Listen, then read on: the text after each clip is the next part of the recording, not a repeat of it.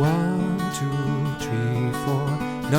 Bonjour, je suis Clémentine Gallet et je vous accueille sur le premier podcast qui vous parle de maternité autrement. Vous entendrez ici des femmes qui vous transmettront leur histoire de mère, sans filtre. Et grâce à leur récit, vous serez, je l'espère, rassurés, réconfortés et surtout déculpabilisés. Alors bienvenue dans le merveilleux monde d'une maternité décomplexée. Bienvenue chez Bliss.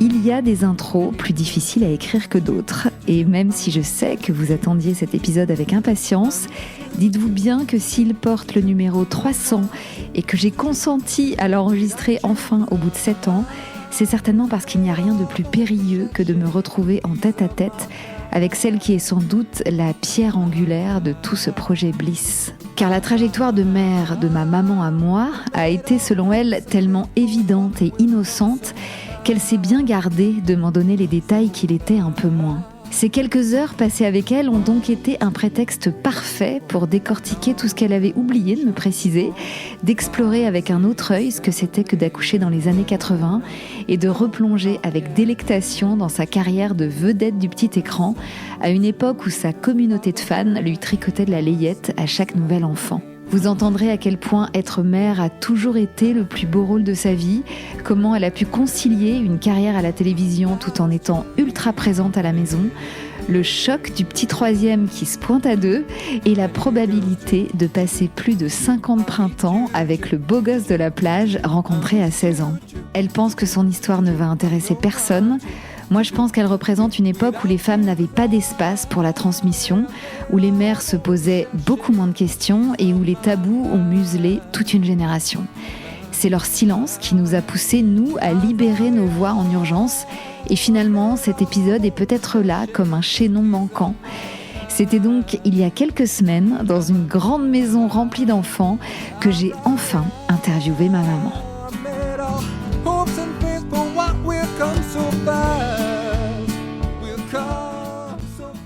J'ai rarement été dans un aussi beau cadre pour enregistrer.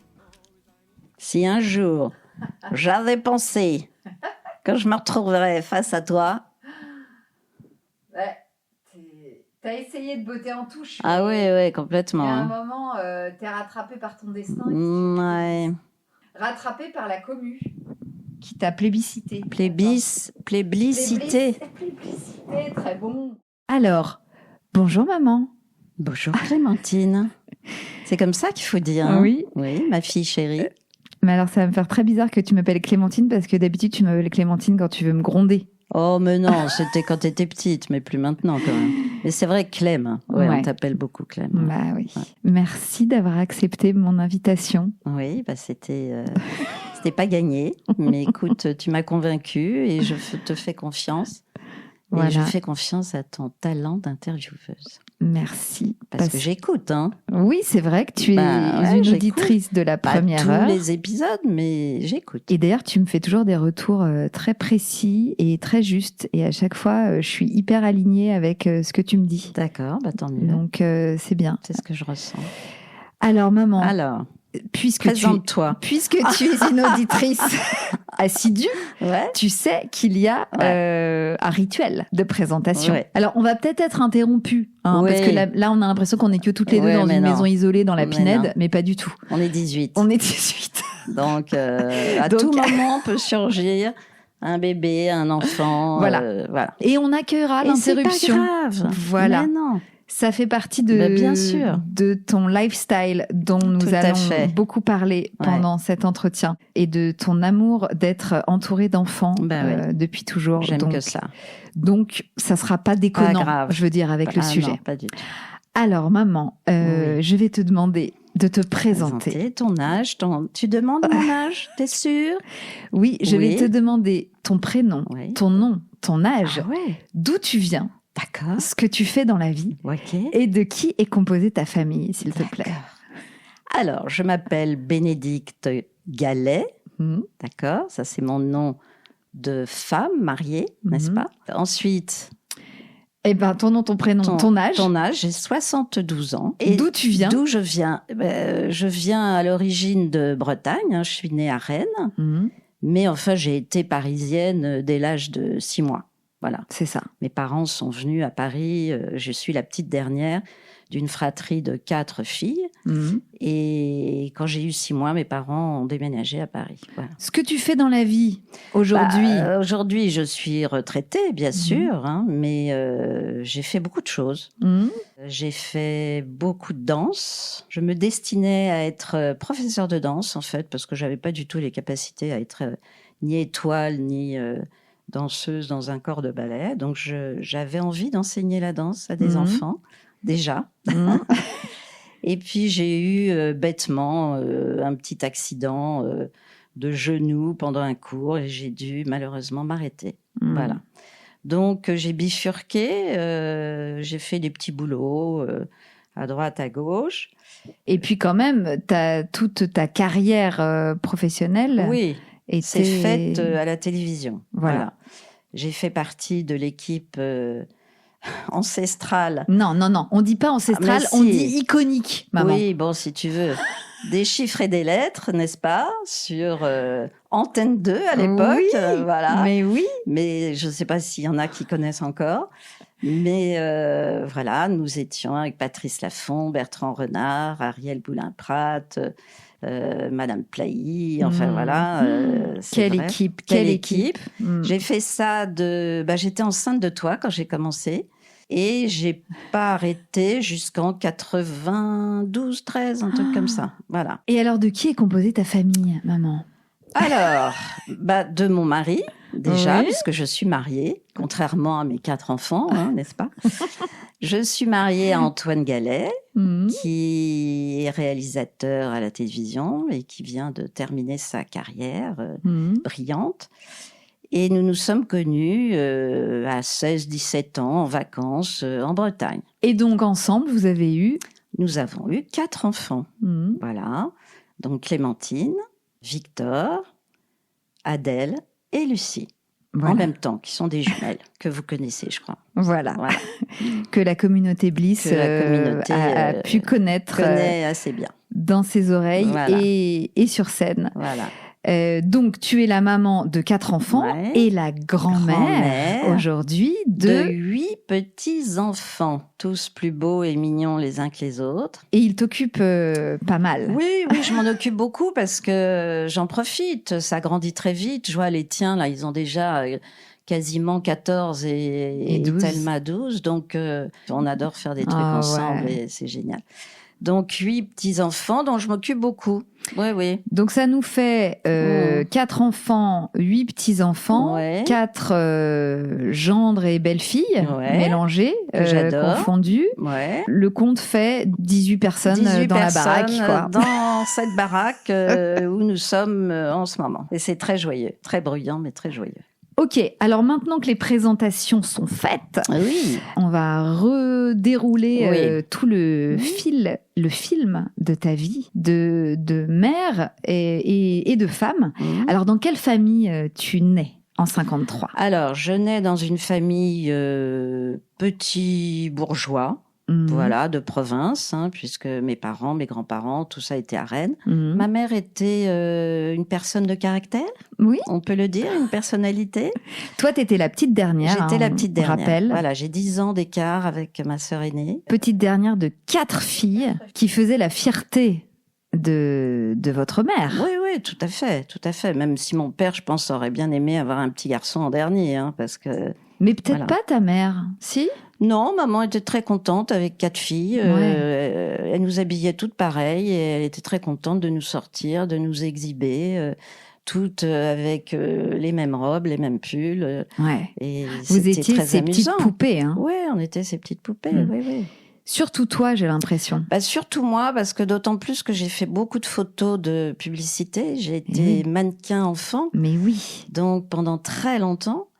Et ça, elle a adoré. Elle avait l'attrait du show business. Du showbiz, des paillettes. Et je pense qu'elle aurait aimé que je devienne comédienne moi-même. Parce qu'une voyante lui avait dit que je deviendrais comédienne. Mais bon, que je deviendrais connue. Bon, il se trouve que oui, je suis devenue... Ouais, c'est drôle. je suis devenue connue parce que effectivement, les gens me recevaient dans leur salon tous les soirs. Bon, elle était fière de ça, hein, c'est sûr. Ah oui, bien sûr. Donc j'ai commencé par des photos publicitaires à l'âge de 6 ans, 7 ans. Et j'en ai fait jusqu'à mes 18 ans, puisque ma dernière photo, c'est une photo pour les jeans Levi's. Mais oui. Où j'étais en mariée. Voilà. T'étais la mariée de la pub Levi's des années 70. Sublime photo, d'ailleurs. Très sympa. Si la communauté est sage, je vous ressortirai. Parce que j'ai le poster. Oui, t'as le poster, je sais. Et alors, c'était comment d'être enfant mannequin dans les années 60 ? Ça ne me pesait pas du tout. Je trouvais ça plutôt drôle, plutôt sympa. On n'était pas nombreux à être mannequin enfant. Il y avait 2 agences de casting pour enfants. Et donc, vous faisiez des photos, mais aussi des défilés. Des défilés. Alors, raconte, à l'époque, c'était comment ? Alors, j'allais quasiment tous les jeudis. Oui, parce qu'à l'époque, le jour de congé des enfants, c'était le jeudi. Ouais. Donc, j'allais tous les jeudis au Louvre et je défilais avec que des mannequins adultes. Ah oui, que des femmes. J'étais la seule enfant à défiler. Alors, je défilais en maillot de bain, en robe d'été, enfin voilà. Et tu leur tenais la main ? Non, quelquefois j'étais seule sur le podium. Ah. Mais au milieu de femmes. Au milieu de femmes, voilà. C'était parce qu'il y avait une collection, une déclinaison de la collection pour enfants. Oui, c'est ça. D'accord. Voilà. Ah, donc j'ai fait ça très longtemps. Et ça te pesait pas trop de consacrer tous tes jeudis à ça ? Franchement, non. On s'amusait bien en fait. Oui. Moi, j'étais avec ma mère que j'adorais et non, je n'ai pas le souvenir d'avoir souffert de ça. Bon.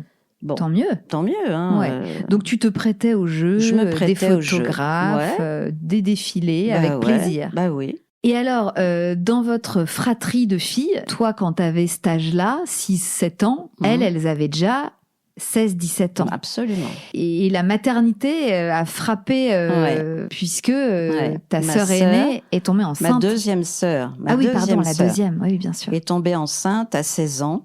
Donc ça, c'est fou d'imaginer ta sœur de 16 ans. Dans les années 60, début des années 60. C'était quelque chose dans une famille, ça. Mais tu savais qu'elle fréquentait des garçons, tu les voyais sortir ? Du tout, elle ne sortait jamais. Jamais, c'était la plus solitaire de toutes mes sœurs. Et puis un jour, on l'a vue revenir avec un gros ventre et on n'a pas compris, quoi. C'est comme ça que ça s'est passé ? Moi, oui, pour moi, si tu veux. Moi, je l'ai appris en voyant son ventre. Parce que pour ma mère, ça a été un scandale absolu. Le qu'en dira-t-on ? Que vont dire les voisins ? Ça a été un tsunami dans la famille. Est-ce que tu peux nous décrire un peu plus ta mère ? Parce que tu as dit elle était caractérielle. Non, j'ai dit qu'elle avait du caractère. Ah pardon, oui, t'as pareil. T'as raison. Elle avait du caractère. Est-ce que tu peux nous en dire un peu plus sur ce personnage de ta mère à toi ? C'était quelqu'un de très autoritaire, d'une forte personnalité, qui parlait très fort et qui avait beaucoup d'emprise sur nous. Et sur mon père, notamment. Mon père était quelqu'un de très doux, très gentil et très soumis, en fait. Et donc, j'ai vécu dans des cris, dans des drames absolus toute mon enfance. Donc, ça gueulait pas mal. Ça gueulait pas mal. Elle gueulait. Oui, elle, elle faisait des scènes sans arrêt. Ouais, c'était drama. C'était drama. C'était dur. Moi, je me cachais derrière les canapés pour pas entendre ça. Non. Oui, c'était une figure très autoritaire. Ouais, très autoritaire. Alors que votre père, pas du tout. Pas du tout. C'est pour ça qu'il est parti très vite, en fait. Enfin, quand j'ai eu 18 ans, parce que il a attendu que j'ai 18 ans pour se casser de la maison avec sa brosse à dents. Et donc, du jour au lendemain, mon père est parti, ma mère est rentrée en dépression et youpla boum, quoi. Et youpla boum. Et trop sympa. Et alors, justement, papa, tu rentres à point nommé parce que j'allais te dire, à 18 ans, quand ton papa s'en va, papa est déjà dans ta vie. Toi, t'es déjà amoureuse. Oui, donc, alors, la rencontre. Alors, on s'est rencontrés en Bretagne. Avec papa. En Bretagne, c'était le rendez-vous. C'était le rendez-vous annuel de mes parents et on passait 3 mois là-bas. 3 mois? Bah, tu sais, 2 mois et demi, les vacances scolaires. L'intégralité des vacances. L'intégralité des vacances. Et c'est là que tu as rencontré un jour de quoi? De juillet? De août? Je sais plus. Enfin, je te dis, on faisait juillet, août et début septembre, tu vois. Alors, donc, un jour d'été. Un jour d'été. Mais on faisait partie de la même bande. C'était Ah, papa dit que c'était en août. Ouais, parce qu'en juillet, t'es sortie avec ma meilleure amie. Voilà. Ah là et en là. août, tu t'es dit, ah bon, finalement... Bon, non, mais je ne sais plus, mais on faisait partie de la même bande. C'est Tu ça. vois, école de voile, lui, il avait les cheveux longs, un jean effrangé, il était magnifique. Bah bien sûr. Voilà, on avait des booms à peu près tous les soirs, chez les uns, chez les autres. Ça dansait le rock. Ça dansait le rock, bien sûr, et les slow. Ah bah À peu près exclusivement. Voilà. Mais non. Les rock et les slow, exclusivement. On dansait pas... vous tout dansiez seul, pas quoi. tout seul. Non, on dansait C'était pas que tout des seul. danses à deux. Ouais, tout Et à fait. ça aide quand même pour Ah pécho. ça aide. Ça rapproche. Et donc, c'était en quelle année, ça? Eh bien, 70, Non, 69, avant. ouais, 68, 69. 69, année Bah, ouais. érotique. Ouais. Parce que donc, la C'est- famille Gallet, faut savoir quand même qu'ils étaient nombreux aussi. Vous Ouais. étiez 4 filles, Et, Et eux, eux- 7. et eux 7 enfants, Tout à fait. Une grande maison. dans une plus grande maison que vous, Ah bah oui, et d'un autre milieu social, complètement. on peut le dire. Ah bah oui. Père médecin chirurgien et mère au foyer, parce que avec 7 enfants, il fallait bien s'en occuper. Comment tu la percevais, cette famille, quand tu as commencé à fréquenter papa, ses 7 enfants, Ah bah, je ses trouvais parents? ça extraordinaire. Je trouvais ça extraordinaire, cette grande famille. En même temps, ça me paraissait complètement lunaire d'avoir autant d'enfants, tu vois. C'était... comment peut-on s'occuper de cet enfant? Enfin, c'était... je me disais, bouh, cette femme, elle est fortiche, tu vois. Ouais. Mais ça se passait bien, c'était fluide. Ma belle-mère était géniale. Mon beau-père s'occupait très bien de ses enfants l'été. C'était fluide. Oui, tu avais une vision assez simple, Assez finalement. simple et idyllique quand même. et Un peu idyllique quand même. Ouais, Oui. ouais. Et alors, à un moment, les vacances se terminent, tout le monde rentre à Paris. Ouais. Est-ce que Eh bien, on l'amour a- de vacances Eh ben, va oui. perdurer? C'est ça la grande question Eh de la ben rentrée des oui, classes. Elle a continué à Paris, bien sûr. Que j'imagine on sait qu'il y a plein d'histoires de vacances Bah oui, qui se s'arrêtent, terminent qui le s'arrêtent. 31 août. Évidemment. Non, là, on a continué à se voir. Eux faisaient beaucoup de fêtes chez eux. Donc, j'allais à ces fêtes. Et, ils m'invitaient. Des soirées déguisées. Enfin, c'était très sympa. Alors chez eux, chez les Galets, Chez justement, les parents Galets, oui. c'était bien comment? sûr. C'était des appartements de 350 mètres carrés, avenue Victor Hugo, place de Villiers. C'était des endroits. Moi, je sortais de mon HLM, je comprenais pas ce qui m'arrivait. Comment peut-on habiter des endroits pareils? Tu vois, moi, c'était la découverte d'un milieu que je ne connaissais pas. Donc, j'étais très timide à l'époque, très très timide. J'ai passé des dîners chez eux où je n'emmenais pas large parce que mes beaux-parents m'impressionnaient beaucoup. Ils étaient adorables, hein, mais ils étaient très impressionnants. Bah oui. Mais, Qu'est-ce qui était ça- le plus différent par rapport à chez toi? Déjà, l'apparat des dîners, il y avait quand même des services, des cuisines formidables, des services magnifiques. Même, on n'était pas à l'Élysée, hein, mais c'était quand même beaucoup plus que chez moi. C'était immense, les appartements. C'était immense, la table faisait, 20 mètres de long. Le niveau de conversation aussi. Si tu veux, moi, vraiment, je me suis arrêtée en terminale. J'ai pas fait d'études supérieures. Mes sœurs non plus. Elles ont toutes arrêté au bac aussi, et encore, non, pas toutes. Donc, le niveau des conversations qui était quand même assez élevé, tu vois. C'était très intéressant. Hein. Je me suis beaucoup nourrie de tout ça. Mais c'était impressionnant. Ouais. C'était impressionnant. Et quelle vision de la famille et de la maternité, justement, tu as eu à ce moment-là? Enfin, j'imagine que tout d'un coup, ta belle-mère te proposait une vision complètement différente de la figure maternelle que ce que t'avait proposé ta mère jusqu'à présent. Et comment? Qu'est-ce qu'elle te montrait? Elle me montrait une mère aimante, normale, enfin j'ai envie de dire normale avec ses enfants, tu vois. Bon, elle était très aidée, hein. Oui. Donc, bien sûr, quelqu'un de tellement sûr de ce qu'elle fait, tu vois, de cette maternité tellement épanouie dans sa maternité. C'est vrai que c'était impressionnant. Donc, pourtant, son mari n'était pas souvent là. Hein. Il était chirurgien, il avait des grosses responsabilités.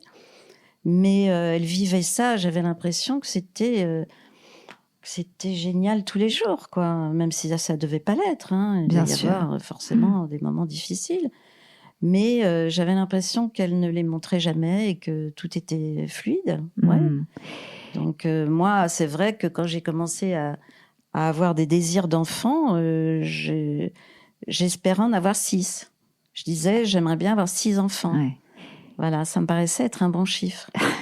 Et alors, votre histoire avec papa, du coup, démarre après cet été 69. Et est-ce que tu te dis rapidement que ça va être l'homme de ta vie ? Ouais, c'était assez évident. Ah ouais. Bah oui.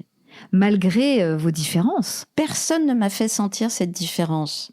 C'est ça que je trouve merveilleux dans cette famille, c'est que tout le monde m'a accepté, les oncles, les tantes, les cousins, sans me montrer que j'étais d'un niveau inférieur, et socialement et intellectuellement. Donc là, je les en remercierai jamais assez, si tu veux. Je me suis sentie acceptée. Totalement légitime, en fait, à être la petite amie du fils aîné. Ouais. Parce qu'en plus, c'était le fils aîné. C'était le fils aîné. On a habité dans les chambres de bonne au-dessus de chez les parents. Ma mère téléphonait à 3h du matin au père d'Antoine en disant « Ma fille n'est pas rentrée, où est-elle, vous savez ?» Et le père faisait des gros mensonges. Ah ouais. Oui. Mais si, mais non, mais j'ai eu Antoine au téléphone, ils sont à une soirée, tout va bien.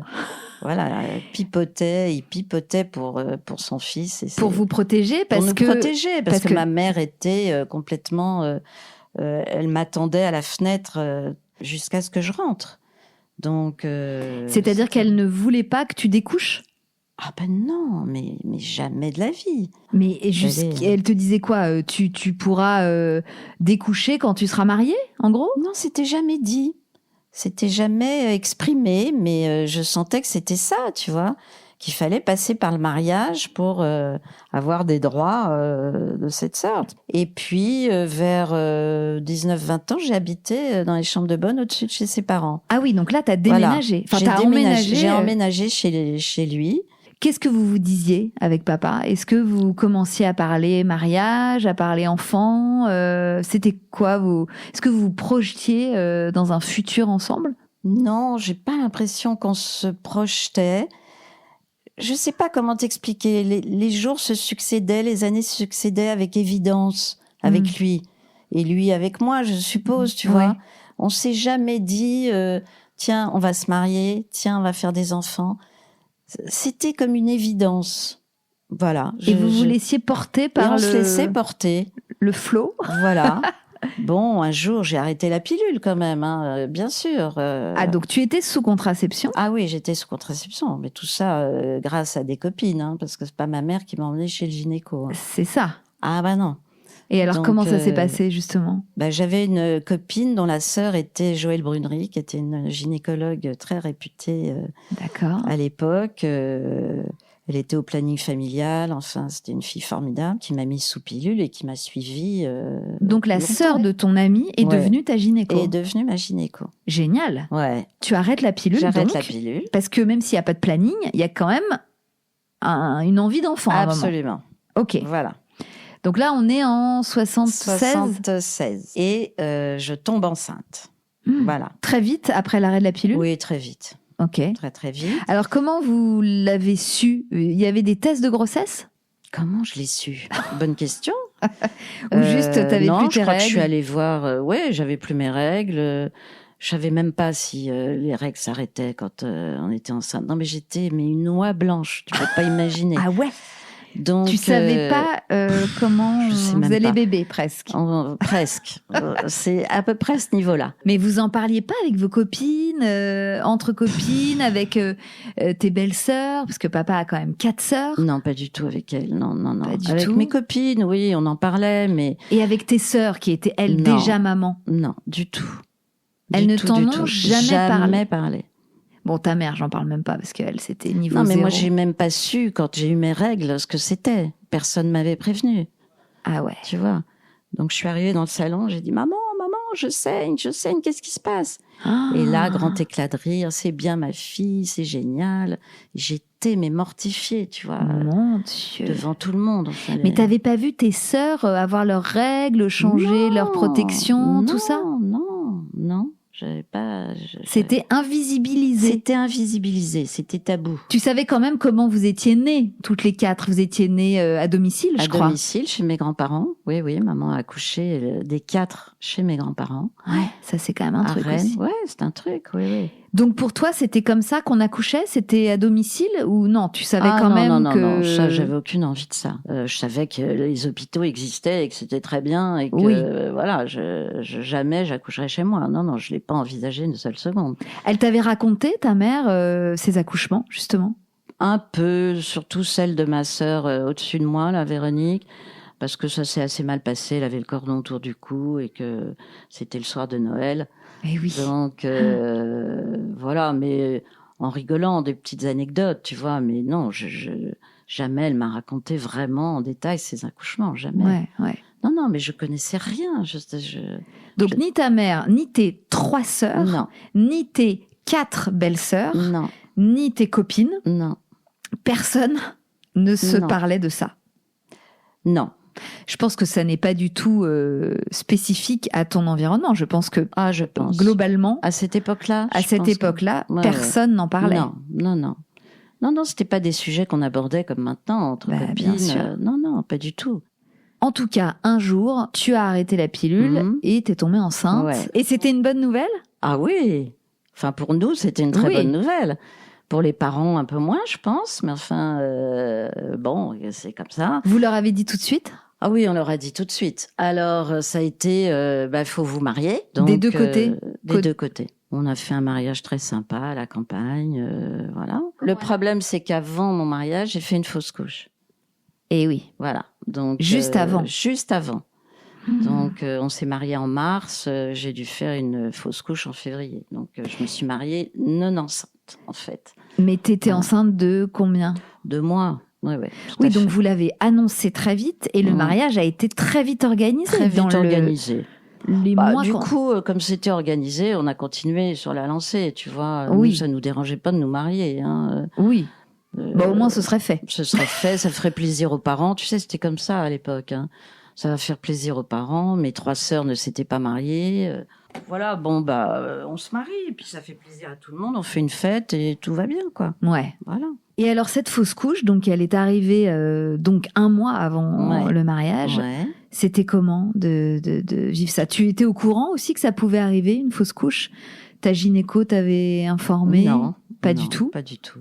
Donc, comment tu l'as vécu? Écoute, je l'ai vécu, je savais pas trop ce qui m'arrivait, hein, mais je l'ai bien vécu.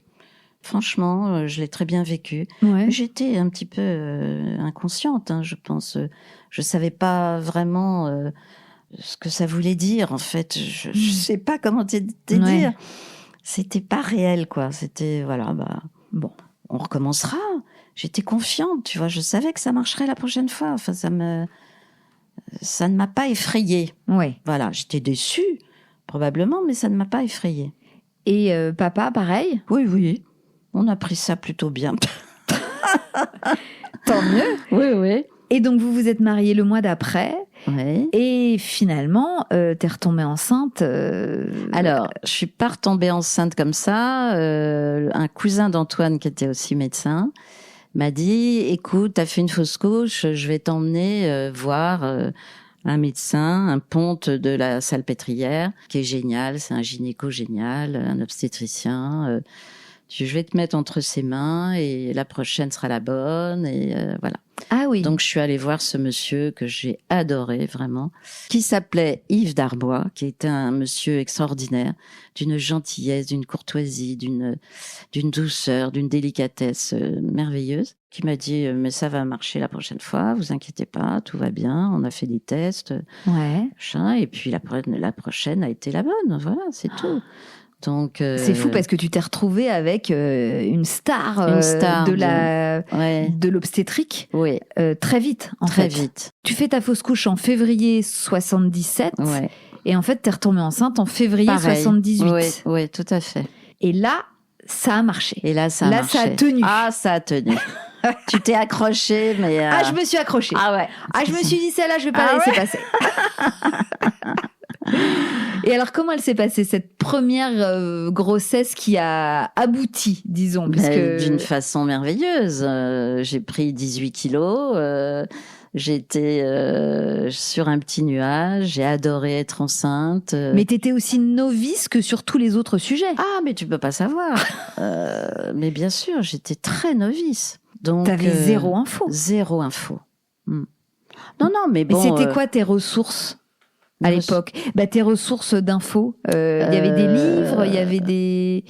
À part Pernou, il y avait des Laurence Pernou, j'ai pas potassé grand-chose. L'hôpital m'a quand même expliqué beaucoup de choses. Darbois m'a expliqué beaucoup de choses. Quand même. Ah oui. Donc j'ai posé des questions. J'allais à des cours d'accouchement. Voilà, j'ai fait tout le protocole qu'on faisait à l'époque, tu vois. De préparation à l'accouchement. De préparation à l'accouchement, j'ai tout fait très bien. Je faisais du yoga pour femmes enceintes. Non, mais tout bien, quoi. Voilà. Mais en témoignage direct de femmes autour de toi? Aucun. Et alors les livres de Laurence Pernou, tu les as vraiment, enfin J'attends un enfant. Ouais. Tu l'as vraiment lu? Ah, mais j'ai épluché ce livre. Je pense que je l'ai usé jusqu'à la dernière page. Ah oui, j'ai beaucoup aimé. Je l'ai dévoré, ce bouquin. C'était comment pour toi? C'était la seule info qu'on avait. Il n'y avait pas de publication du tout là-dessus. Du tout. Mais c'était comment pour toi, justement, de plonger dans ce livre-là? Mais moi, c'était tout ce que j'attendais, tout ce que j'aimais, c'était ma lecture préférée. C'était mon livre de chevet. Je me disais, mais j'attendais que ça, quoi. Je n'attendais que ça. Donc, j'avais vraiment une volonté d'être mère, mais chevillée au corps, vraiment, vraiment.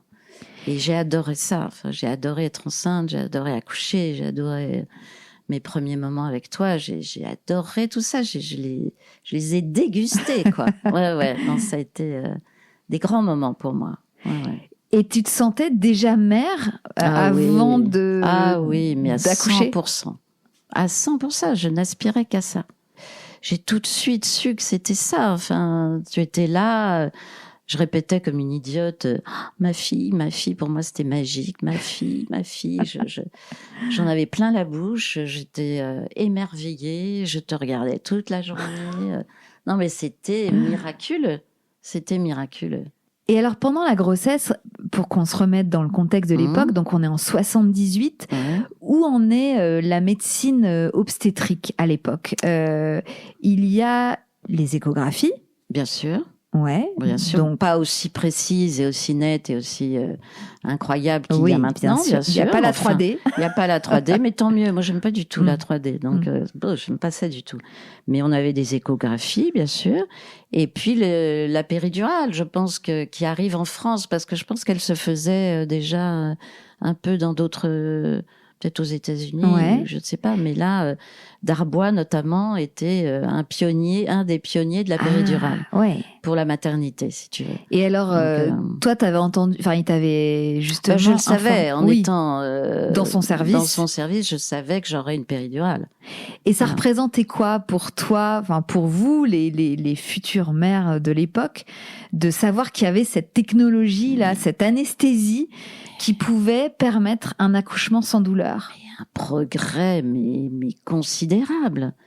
Une avancée inouïe. Je me disais, mais quel bonheur d'accoucher sans souffrance. Enfin, quand tu as 1000 témoignages de femmes qui ont souffert, tu enfanteras dans la douleur et compagnie. Moi, je me suis dit, mais c'est le rêve absolu d'accoucher sans douleur. Enfin, pour moi, ça l'était. Oui. Je ne critique pas du tout les gens qui accouchent d'une manière physiologique et merveilleuse chez soi.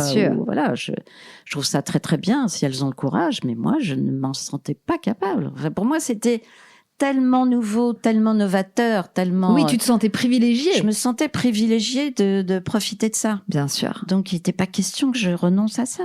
Pas question. Je l'ai pas envisagé une seule seconde. Et donc, à l'époque, tu as 25 ans et c'est à ce moment-là, quand tu es enceinte de moi, que tu commences à être aux chiffres et lettres. Voilà, exactement. Et alors justement, avec ce nouveau métier devant les caméras... C'était pas un métier, hein. C'était une petite occupation comme oui, de congé mat. De congé mat, exactement. Oui, mais quand même, tout d'un coup, t'étais plus anonyme. Non, bien sûr, mais je l'avais pas envisagé un seul instant. Hein. Je me suis pas dit je vais être célèbre, hein. Mais alors j'étais à des kilomètres de ça. Même quand on me reconnaissait dans la rue, je regardais derrière moi. Tu vois, c'était pas pour ça que je l'ai fait du tout. Hein. J'avais pas du tout cette soif de reconnaissance ou de célébrité, pas du tout. Je l'ai fait en me disant ça va être super pendant ma grossesse, ça va être super pendant mon congé de maternité. Je vais m'occuper de ma fille et puis de temps en temps j'irai bosser. Ça va être génial. Voilà, oui, c'est tout. N'empêche que tu le veuilles ou non, tu es devenue une vedette de la télévision. Ouais, avec des gros guillemets. Parce qu'à l'époque, il y avait 5 chaînes 4 chaînes 3. Bah ouais. Antenne 2 en faisait partie. Ouais. Et tu étais dans le poste de télévision de tous les Français, tous les soirs. C'était la messe. C'était la messe des chiffres et lettres. Ouais. Donc, les téléspectateurs t'ont vue enceinte. Oui. Et donc, ton accouchement, ma naissance a été relayée. Absolument. Ça a été dans les journaux, ma chérie. Hein. Dans Télépoche. Dans Télépoche. Attends, c'est pas donné à tout le monde. C'est pas donné à tout le monde d'avoir son article dans Télépoche. Bah non. Moi, je te le dis. Bah ouais. Écoute. Il y a eu beaucoup de publications de toi à la naissance. Alors moi, c'était Télépoche. Et les filles, c'était la couverture du Parisien. Victor, c'était François. Ouh. Il a fait la une de François, Victor. Ah bon? Mais oui. Alors moi, j'ai pas eu la couve. Ah bah, moi, j'étais en format Télépoche. Mais avec les années et la notoriété, il y a eu plein de journaux. Ça a grimpé. Ouais. Et alors justement, raconte, c'était comment de vivre une grossesse et donc un accouchement en n'étant pas Madame Tout le Monde, en n'étant plus Madame Tout le Monde. Bah, j'ai reçu des caisses de layettes, mais des caisses de petits chaussons, de petits pulls, de mamie qui me tricotait des trucs. Dès ma naissance. Ah mais bien sûr. Ah oui. Mais surtout pour ta naissance. Mais tu peux pas imaginer, j'ai reçu des caisses de layettes. Et des lettres. Et des lettres, mais des lettres merveilleuses. Non, mais ça a été... Enfin, j'étais pas connue depuis très longtemps, puisque t'es née en octobre, j'y étais depuis février. Tu y étais depuis février. Oui. T'as quasiment vécu toute ta grossesse. Toute ma grossesse à l'antenne. À l'antenne. Je suis partie, je sais pas, un mois avant, tu vois, en disant salut, j'ai un truc à faire. Je vous laisse, on se retrouve après. Ouais. Et j'ai reçu des tonnes de témoignages, de gentillesse, Ah, c'était magnifique. Ça devait être fou quand même. Alors c'était un peu marron et jaune. Bleu turquoise et violet. Oui, il fallait faire le tri. Il fallait faire un peu le tri, mais c'était tellement touchant, tellement touchant. Non. Et alors, comment s'est passé ce premier accouchement? Écoute, très bien, vraiment, péridurale réussie. Antoine était là, à côté de moi. Oui, il a voulu assister à l'accouchement. Ça c'était important. Ouais. Oui, ça a été important pour nous deux. Il était là, à ma tête, là, au-dessus de mon épaule, hein, et puis il m'encourageait. Est-ce que vous saviez que vous attendiez une petite fille? Pas du tout. J'ai jamais voulu savoir le sexe de mes enfants. Non. Pour moi, ça me fait partie de la surprise. Non. J'ai jamais voulu savoir. Il y a que pour tes sœurs jumelles que j'ai su qu'il y avait une petite fille. Oui. Mais je ne savais pas le sexe de l'autre. Et non, je ne savais pas à qui j'aurais affaire au moment fatal. Mais écoute, ça s'est très bien passé. Je suis rentrée, j'ai pas eu beaucoup de contractions. Enfin, j'ai rien senti, j'ai pas eu de douleur, j'ai pas été pliée en 12. Donc la péridurale a été posée très vite. A été posée très vite. j'ai tout senti. J'avais quand même des sensations. J'étais pas complètement paralysée comme certains témoignages de femmes qui disent j'ai rien senti. Moi, j'avais pas cette sensation-là. Donc elle était bien dosée. Peut-être qu'elle était bien dosée, voilà. Certainement. Donc j'ai tout senti, et puis t'es arrivée, voilà, je sais plus quelle heure, mais à l'heure du thé, je crois. À l'heure du thé. Bah, je crois que c'est 17h30, 35. Ah oui, c'est possible. Fin de journée. Ouais, fin de journée. À l'heure du thé, qui est une heure qui me va assez bien. Qui te va bien. Entre le thé et l'apéro. Bah ouais, très bien. Et alors, vous aviez choisi mon prénom à l'avance. Vous saviez déjà que vous vouliez m'appeler Clémentine. Oui. Pourquoi ce prénom? Mais pourquoi pas? T'aimes pas? Par exemple, je préfère mon deuxième ou mon troisième prénom. Ah oui, c'est vrai? Ah ouais. Émilie Margot, tu préfères? Je préfère Margot. D'accord. Mais je sais que Margot Galet, t'aimais pas. Non. Le Margot Gars. Non, on a hésité, et puis Margot Gars, c'était pas terrible. Émilie, c'était Émilie Joly. Donc c'était l'époque d'Émilie Joly. Ouais. J'aimais bien ce prénom. Mais Clémentine, je sais pas, j'ai adoré tout de suite. Sous cette douceur de prénom, il y a une grande personnalité, je trouve. Tu vois, Clémentine, on sait qui tu es. Clémentine, c'est un prénom qui marque, je trouve. Il n'y en a pas beaucoup des Clémentines. Ah, c'est sûr que j'étais toute seule. Oui, voilà. Ou alors, c'est des pseudos. J'étais toute seule toute ma scolarité. Voilà. Donc, j'ai trouvé que c'était original et doux. Et enfin, j'aimais beaucoup ça. Voilà. Ok. Demande pas pourquoi t'as appelé tes enfants un tel ou un tel. Non, mais comme je t'ai sous la main, là, j'en profite. Voilà, bon. Tu vois. Ouais. Tu avais décidé de m'allaiter? Oui, bien sûr. Oui, ça tu l'avais lu. C'était important. On avait dû me dire que c'était mieux pour le bébé, donc je t'ai allaité 3 mois. Voilà. Pas mal. Pas mal. Bon, pourquoi j'ai arrêté, je ne sais pas. J'aurais pu continuer, mais je sais pas. 3 mois, je me suis dit ça va bien. Ça va bien. Bon, t'avais eu des femmes autour de toi qui allaitaient? T'en avais vu? Pas du tout. Non. Donc allaiter son enfant, pour toi, c'était un concept assez abstrait finalement. Oui. Mais ça s'est bien passé? Oui, très bien. T'as aimé ça? Ah oui, j'ai adoré ça. J'ai adoré ça. Et alors justement, cet instinct maternel que tu sentais déjà pendant ta grossesse, il s'est confirmé quand je suis arrivée. Là, il y a tout qui s'est mis aligné. En place. Ah ouais. On a adoré t'avoir, on a adoré avoir des enfants, être parents, on a adoré ça. Lui, Antoine il a trouvé aussi. Sa place de père très facilement aussi. Ah oui, très facilement. Très naturellement. Très naturellement. Oui, parce qu'à l'époque, il travaillait aussi, c'était un intermittent du spectacle, oui, comme toute notre famille, on peut dire. Donc, il y avait des moments où il travaillait pas et il pouvait être avec toi. Il pouvait être avec moi. Il pouvait beaucoup s'occuper de toi. Enfin, il participait beaucoup? Ah oui.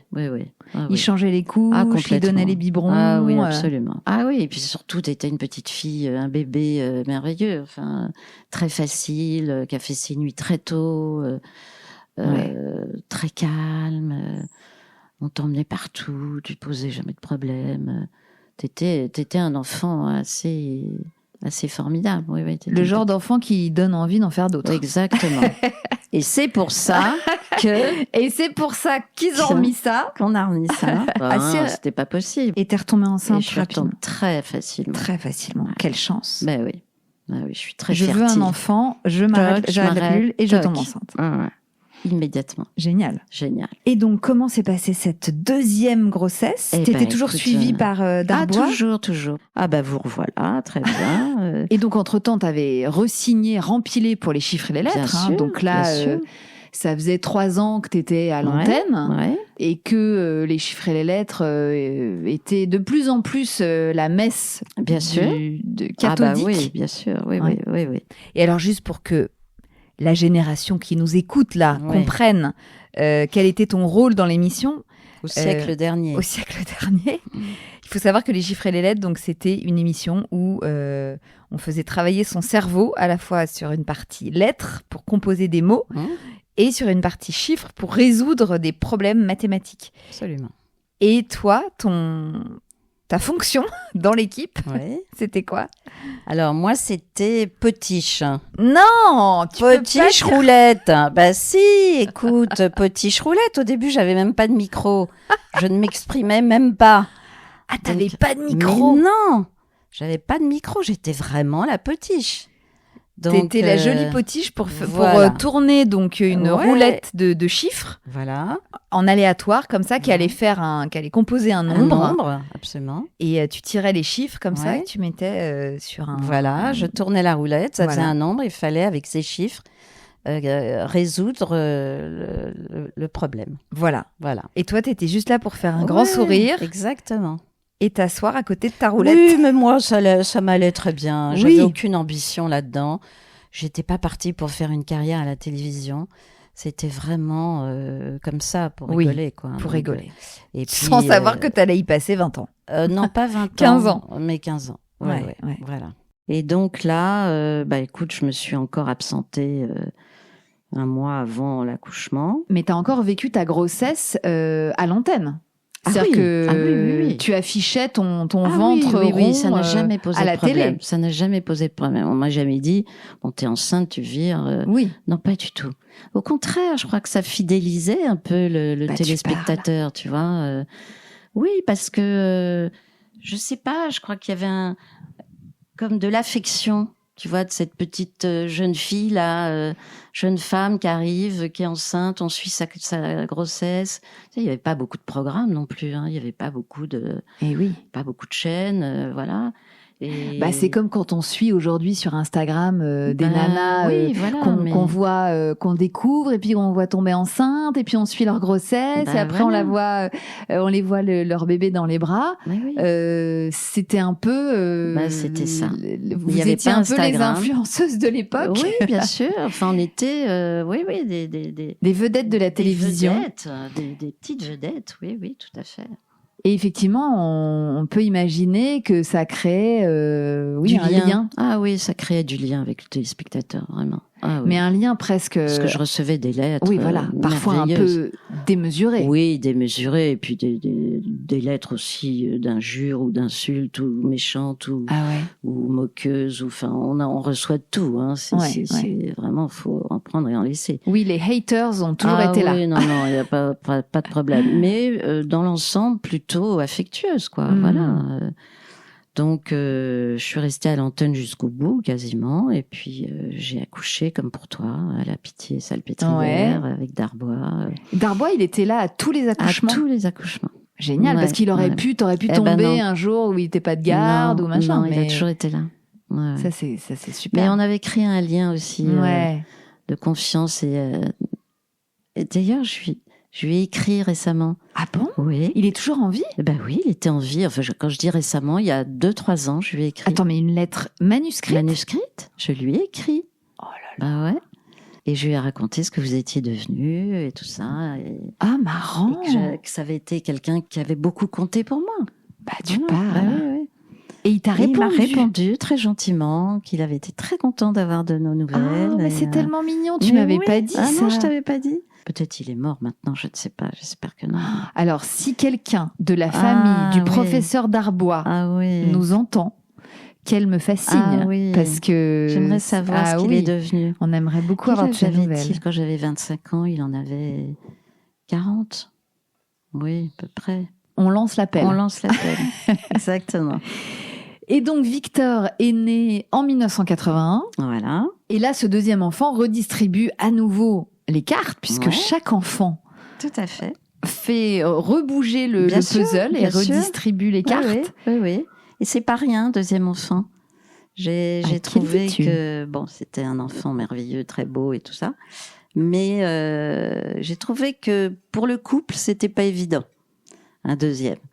Donc, tu dirais que c'est le passage de 1 à 2 qui a été le plus violent entre guillemets pour votre couple. Oui. Plus que 2 à 3, 4. Faut pas lui dire. Non, de toute façon, ça reste entre nous. Pourquoi tu dirais que ça a été plus dur? Parce que du coup, t'as plus de boulot, avec 2 enfants, surtout que t'étais pas grande, t'étais quand même toute petite. Moi, j'avais 2 ans et demi. T'avais 2 ans et demi. Victor a beaucoup pleuré les premiers mois, ça n'a pas été facile. Je l'ai allaité aussi 3 mois. Vous saviez pourquoi il pleurait autant?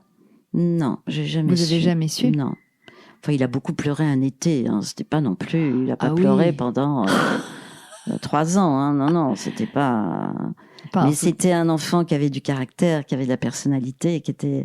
On sentait déjà un gars. Ah oui. Non, c'est marrant, hein, comme. C'est marrant. Hein. Ça reste. On sentait une fille calme, posée, et lui, alors, une boule de nerfs, quoi.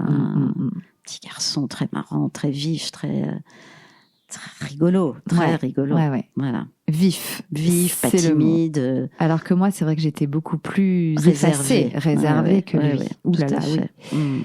Donc le passage de 1 à 2, vous l'avez senti passer? Je l'ai senti passer. Moins disponible. Voilà, le soir fatigué, enfin bon, c'est banal quoi, le truc banal. Antoine probablement plus occupé. Oui, parce qu'il faut savoir que papa donc à l'époque était beaucoup en tournage puisque donc lui il était caméraman sur des tournages, sur des longs métrages, à la télé. Et à la télé, mais surtout en cinéma à l'époque. Oui, cinéma à l'époque. Donc il partait en tournage pendant plusieurs semaines, plusieurs mois parfois. Ouais. Et donc c'est vrai que toi, tu te retrouvais pas mal toute seule. J'ai été très aidée par les grands-mères. Hein. Ah oui. Que ce soit ma belle-mère ou ma mère, elles m'ont beaucoup aidée. Ouais. Oui, j'avais cette chance-là d'avoir des grands-mères à Paris. Oui, c'est ça. C'est-à-dire que vos 2 familles étaient parisiennes. Donc tout le monde était là. Tout le monde était là. Et dès que j'avais besoin d'un coup de main, elles venaient. Hein. Elles étaient très disponibles. Et on sait combien avoir sa mère ou sa belle-mère pas loin, c'est précieux quand on devient maman. Ouais. Celles qui n'en ont pas. C'est autre chose. Hein. Ah oui, c'est franchement, autre chose. c'est une autre maternité, je pense. Et donc les années sont passées. Donc chacun avec vos carrières respectives. Papa partant toujours beaucoup en tournage. Toi toujours dans le poste. Ouais, toujours. Toujours au chiffre et les lettres. Ouais. Malgré les années qui sont passées, cette émission a perduré et vient presque de se terminer. Il y a quoi, 2 ans, 3 ans? Non, même pas. Là, 2 ans.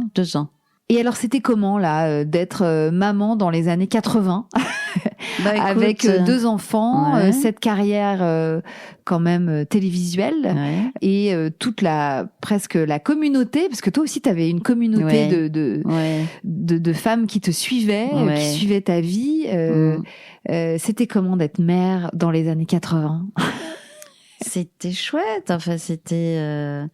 comme maintenant, j'imagine, une mère de 2 enfants, banale, avec un petit boulot. Enfin, moi, je travaillais pas du tout tous les jours. Hein, Oui, parce que ce boulot d'animatrice télé te prenait quoi, 1 journée par semaine, c'est ça? Alors, ça a dépendu. Quelquefois, c'était 1 semaine par mois. Après, ça a été quelques jours par semaine. Enfin, ça a beaucoup bougé. D'accord. Mais enfin, c'était pas tous les jours du tout. Tu vois. Alors, on partait, on faisait des émissions spéciales à Antibes, à Monaco. Où tu nous emmenais. Où je vous emmenais quand vous étiez petit, vous adoriez ça. Les tournois des chiffres et des lettres. C'était un grand moment. Il y avait les croisières aussi des chiffres et des lettres. Mais ça, je vous emmenais pas. Non, ça, tu nous emmenais pas. Mais bon, c'était... c'était du mauvais goût vestimentaire. Hein. J'avais des gros nœuds dans les cheveux, des mauvaises fringues. Attends, t'étais quand même habillée par Gérard Darel, excuse-moi. Oui, j'étais habillée par Gérard Darel. C'est pas rien. Oui, parce que j'ai reçu des lettres de gens qui disaient « Mais elle est attifée. Qu'est-ce que c'est que ces fringues ?» Parce que moi, je m'habillais moi-même avec ma garde-robe. Ah, mais oui. Et c'est vrai que je faisais pas très attention à ma garde-robe, tu vois. J'ai jamais été très coquette. Enfin, coquette, minimum, quoi. Enfin, tu vois, je me suis jamais acheté plein de fringues et tout ça. Donc, un jour, je suis allée voir Gérard Darel, au bluff, comme ça. Je lui ai dit, écoutez, je passe tous les jours dans une quotidienne à la télévision. Est-ce que ça vous intéresse de m'habiller? Et il a dit OK. Donc, t'étais sponsorisée, quoi. J'étais sponsorisée par Gérard Darel. Sur le moment, je trouvais ça très beau, ce qu'il me proposait. Maintenant, quand je revois des photos ou des images, je me dis, mon Dieu, quelle horreur. C'était la mode de l'époque. C'était la mode de l'époque, bien sûr. Ah, moi, je me souviens de quand tu revenais de chez Gérard. Tu me trouvais magnifique. Ah là là. Bien sûr. Avec des sacs énormes. Avec les épaulettes. Bien sûr, les épaulettes. Et puis, tout était emballé dans du papier de soie. De couleurs. Il y avait du papier de soie rose, du papier de soie jaune. Je me rappelle très bien. Tu te souviens de ça. Et je te voyais sortir toutes tes tenues, notamment à Antibes, quand tu nous emmenais ce satin violet Parme, tu te souviens? Bien sûr. Du satin Parme. Le satin Parme. Ah là, on s'en souvient. Ah, on s'en souvient. Oui, il y avait des matières satinées. Oui. Non, mais c'était des beaux vêtements de l'époque. Magnifiques. Bah oui. Ah bah oui, à l'époque, c'était la grande classe. Bien sûr, la grande classe. Mais d'ailleurs, Gérard Darel, c'est toujours une marque il a fait du chemin. Bien. Ouais. Grâce à moi, je pense. Oh bah essentiellement. Tout son business est parti de... Exactement. Je pense que c'est moi qui a été un propulseur de carrière. Et j'ai ri.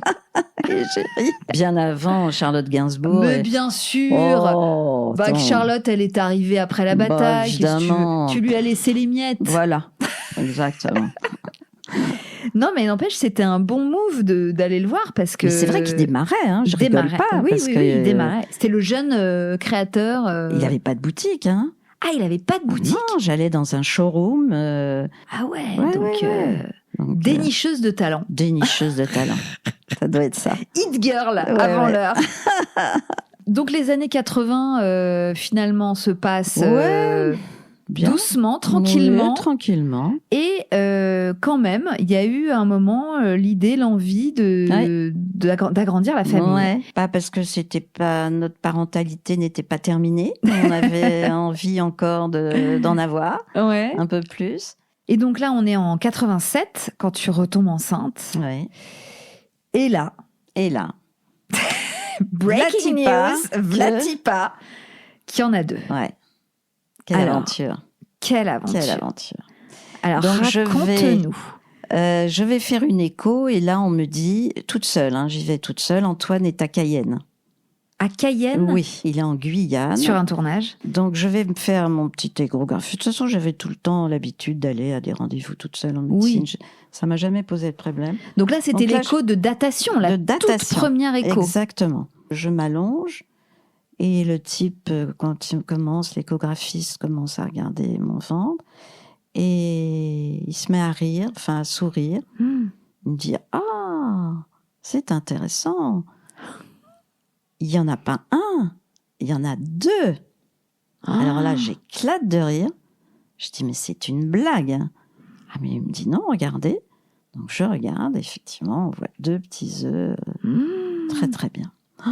Je ressors de là. Mon Dieu. Je me dis, c'est pas vrai. Mais contente. Enfin, je te dis, ça me faisait rire. Ça me faisait rire. Ah ouais. Je suis pas sortie de là en me disant, mon Dieu, comment on va faire? C'est effrayant, c'est pas possible. Non, encore une fois, je suis privilégiée, tu vois. J'ai un appartement, j'ai un mari qui gagne bien sa vie, moi, ça va. Oui.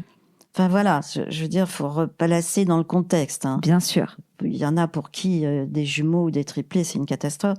Moi, ça l'était pas du tout. Vous étiez en mesure de les accueillir. Voilà, on était en mesure de les accueillir. Il faut bien remettre ça en place. Donc, je me souviens, j'étais sur le trottoir et je rigolais. Je dis, tiens, je vais appeler Antoine pour lui dire. Donc, j'appelle Antoine en Guyane. Dans une cabine? Bien sûr, j'avais pas de portable. Bien sûr. Non. Donc, j'appelle Antoine. Je lui dis, ça y est, je sors de mon écho. Voilà, ça se passe bien. Ça s'est très bien passé et tout. Et ça coupe. Ça coupe. La communication se coupe. Bon, alors je rappelle. Il me dit, ah bon, alors ça s'est bien passé. Je dis, oui, ça s'est bien passé, mais il y a juste un petit détail, c'est qu'il y en a 2. Et là, grand blanc, tu vois. Les grands blancs. Et il me dit, quoi? Je dis, oui, il y en a 2. Voilà. Donc, c'est ou des jumelles ou des jumeaux. Bon, écoute, pareil, rigolant plutôt. Il se marre. On rigole. Parce qu'il faut quand même savoir qu'il n'y avait pas du tout de jumeaux dans la famille, pas recensé. Ni d'un côté, ni de l'autre. Pas recensé, mais tu sais, Oui. Peut-être des fausses couches de jumeaux, peut-être. On ne sait pas. Non, mais en tout cas, vous ne veniez pas de lignée de jumeaux. Du tout. Donc, c'est pour ça que la surprise était d'autant plus grande. Bien sûr. Mais bon, écoute, on accueille ça avec philosophie, je dirais. Disant, c'est une expérience. Hein, c'est sûr. Et puis, je trouvais ça bien d'avoir 2 aînés et que le dernier soit pas tout seul, tu vois. Mais oui, parce que comme il y avait quand même pas mal d'écart d'âge... Je me suis dit ça après, après la rigolade. J'ai réfléchi et je me suis dit, ça tombe bien. C'est bien foutu, la vie. C'est bien foutu, la vie, tu vois. Ils vont pas s'emmerder, les 2 derniers, tu vois. Bah oui. Et c'est vrai. Toi qui avais été la petite dernière. Oui. et vraiment dernière, finalement. Donc, je me suis dit, c'est pas bête. Voilà. C'est pas con. On aurait voulu le faire. Oui, parce que vous auriez peut-être pas fait 3 puis 4. Là, non, que 3 et 4 arrivent d'un coup. Bah oui. C'était bien foutu. C'était bien foutu. Donc, qu'est-ce que tu fais de cette nouvelle, de cette annonce dans les semaines qui suivent? Est-ce que tu le dis à ton entourage, à votre entourage, ou est-ce que tu gardes le secret? Non, je le dis au bout des 3 mois réglementaires. Ah oui, quand même. Oui, où on annonce une grossesse, parce que j'avais encore cette épée de Damoclès de la fausse couche, ou d'en perdre un, ou les 2. Bon, donc tu l'annonces au bout de 2 mois et demi, 3 mois, quoi. Oui. Et donc, je garde ça pour moi. Je suis sidérée. C'est, un état de sidération et en même temps de grande joie, parce que je me dis, ça va être génial d'en avoir 2 d'un coup.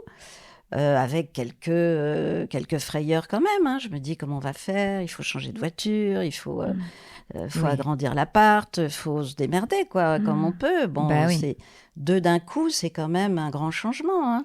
Oui, logistiquement, tu penses au matériel. Logistiquement pour l'instant. Mais on est ravis, on est fous de joie. C'est un bonheur d'imaginer qu'on va en avoir 2 petites comme ça, ou 2 petits, enfin on ne savait pas. Et donc, on prend ça avec philosophie et plutôt avec bonheur. Je rencontrais beaucoup de gens qui me disaient « ma pauvre ». Ah oui, je rencontrais beaucoup de gens qui me disaient « oh là là, vous allez morfler, hein, ça va être dur. Oh, ça va être dur ». Bon, je me disais peut-être, oui, ils ont raison, mais enfin, je me faisais pas beaucoup de soucis, tu vois. J'en avais élevé 2, ça s'était bien passé. Vous étiez grand quand même. Hein. Oui, on était grand. Et autonome. Enfin, presque autonome. Enfin, donc, toi, je savais que tu étais une petite maman dans l'âme, donc je me disais, elle va m'aider, ça va être super. Je savais qu'Antoine était sur le coup. Oui, t'étais pas inquiète. C'était pas inquiétant. Ouais. Finalement, les remarques alentour étaient plus inquiétantes et inquiètes que toi. Oui, mais ça m'énervait plus qu'autre chose. Ouais. Ça m'énervait qu'on me dise « oh là là, ma pauvre, vous allez voir, c'est terrible ». Je comprenais même pas qu'on me dise des choses pareilles, tu vois. C'est quand même fou qu'on puisse te casser comme ça avant même d'avoir tes enfants dans les bras. C'est hallucinant. Ouais, c'est fou. Ma mère a été la première à me dire « ma pauvre fille, mais c'est une folie, mais comment tu vas faire ?» Donc, maman faisait partie de celles qui trouvaient que c'était fou, quoi. Mais bon, c'est pas grave. Je lui ai prouvé que ça ne l'était pas et elle était bien contente d'avoir ses petites jumelles. Tu parles, c'était la première à être complètement gâteuse. Sûr, complètement gâteuse. Ouais. Tu te souviens d'annonces qui te restent là à des gens ma sœur aînée dans sa cuisine. C'était incroyable, quoi. C'était une annonce pas banale. Donc, c'est sûr. Et alors, pour nous l'annoncer à nous, ça aussi, c'était pas banal. Non. Parce que tu as décidé de scénariser un peu l'annonce quand même, pour nous l'annoncer à nous, à Victor et moi.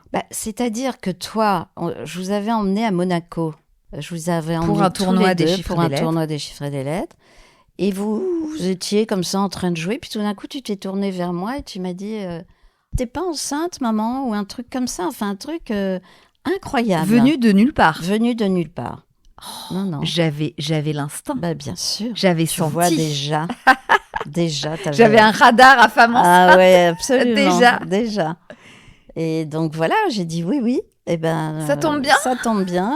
Vous allez avoir un petit frère, une petite sœur. C'est ça, tu nous as dit ça, mais tu ne nous as pas dit qu'il y en avait deux, puisque la révélation des deux bébés s'est faite quand même de manière assez originale, puisque tu nous as emmenés faire une écho à la Salpêtrière. C'est ça, hein? Oui, bien sûr, bien sûr. Je vous ai emmenés parce que je trouvais ça sympa que vous participiez et que vous voyiez sur un écran les deux œufs, quoi. C'était marrant. Oui. Et donc, je me souviens de Victor notamment, parce que toi, tu avais dû être un peu moins enthousiaste. Enfin, voilà. Ou moins impressionné. Moins impressionné. Et Victor était sorti de là en disant « Il y en a deux, il y en a deux, il y en a deux !» Il grimpait au rideau. Il était fou de joie. Tout l'hôpital a été prévenu que j'attendais 2 enfants. Et c'était la fête. C'était la fête. Ah, mais moi, je m'en souviens, mais comme si c'était hier. Tu te souviens de l'impression de ton ressenti à ce moment-là? T'étais contente? J'étais trop contente. Mais je me souviens de cet écran en noir et blanc avec l'échographiste qui dit vous voyez, là, il y a un œuf. Et puis là, il y en a un autre. Et là, on s'est regardé. On t'a regardé. On s'est regardé. On t'a regardé. On était là. What? Et c'est là que Victor a hurlé et que moi, j'étais pareil, en émotion absolue. Moins démonstrative. Moins hurlante dans les couloirs, mais tellement heureuse. On était tellement heureux. Et oui, Victor. Il y en a deux! Ma mère, attendez, je vois! Ah là là, c'était trop bien. Après, le lendemain, toute l'école l'a su. Bien sûr. Mais toute l'école, ça vraiment, il n'y a pas une maîtresse qui l'a pas su, je crois.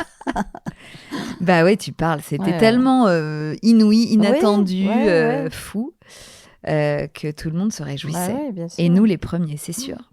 Et donc, cette grossesse gémellaire a démarré plutôt bien, du coup. Bien, toujours sans aucun symptôme désagréable. T'as jamais eu de nausée? Jamais. Pour aucune de tes grossesses? Aucune. Jamais. Même pas un petit vomito quelque part? J'avais envie de dormir. Ah. Ça, c'était vraiment... j'avais... Ton symptôme. Mes 3 premiers mois, je dormais tout le temps. J'avais vraiment sommeil. Mais après, non, sans vomissement, sans rien, non, j'ai rien eu de tout ça. Et tu as vu quand même la différence entre les grossesses single et la grossesse gémellaire en termes de pas forme? Au début. Oui, pas du tout au début. Pas du tout au début. Mais ton ventre est sorti quand même beaucoup plus bien vite. sûr, j'ai eu un plus gros ventre. À la fin, je pouvais plus me traîner. Quand même, je suis allée jusqu'à un réveillon du premier de l'an. C'est-à-dire, 1er janvier, j'étais en train de danser. Et elles sont nées le 25 janvier. Donc, si tu veux, jusqu'à la fin, quand même, ça allait plutôt bien. Bon, j'avais des contractions, beaucoup. Oui, je me souviens de toi contractant. Tu disais contraction. Je soufflais, je respirais, puis ça passait. Et c'était normal. J'ai pris ça comme ça, comme une chose normale. Et alors, elles sont nées le 25 janvier et c'était un accouchement déclenché. Programmé. Tu savais qu'elle naîtrait ce jour-là. On le savait tous d'ailleurs. Je le savais parce que d'une part, Antoine devait repartir en tournage. Donc, pour des raisons de confort, justement, parce que je savais que je serais toute seule 15 jours après. Oui, parce qu'il partait sur un long tournage. Il partait sur un long tournage. Pendant plusieurs mois. Pendant 6 mois, Pendant 6 mois? Oui, bon, il est revenu 3 fois en 6 mois, mais enfin, il partait longtemps, Mon Dieu. Mais il m'a demandé la permission de partir. Il m'a dit, écoute, tu crois que je fais ça? Mais c'était vraiment une occasion unique de faire ce qu'il a fait. C'est-à-dire, il a fait le making-of du film de Lelouch, Itinéraire d'un enfant gâté. Et je savais que ce serait une expérience incroyable pour lui. Donc, je lui ai dit, mais vas-y, mais accepte. Enfin, il y a même pas de question à se poser. Malgré le fait que tu allais te retrouver avec 4 enfants, dont des jumelles, à gérer toute seule. Mais presque, je te dirais que j'ai préféré. Je vivais ma vie tranquillement, à mon rythme. Les grands, vous étiez grands et vous étiez assez autonomes. Et donc, j'avais, le dîner à faire le soir, et puis c'est tout. Mais les filles, je les gérais très bien. J'ai eu une dame qui est venue quand même m'aider la nuit, Et oui, parce que la nuit, c'était quand même un peu rock'n'roll. C'était un peu rock'n'roll. Pas longtemps, hein, elle est venue 15 jours. Okay. Et après, je me levais pour donner. En général, elle se réveillait en même temps et je donnais 2 biberons comme ça.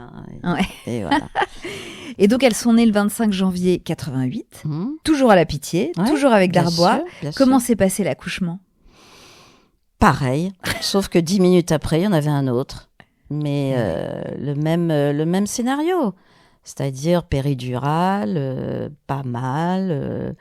Adèle est née à je ne sais plus quelle heure, 18h quelque chose. Et 10 minutes après, Lucie s'est pointée.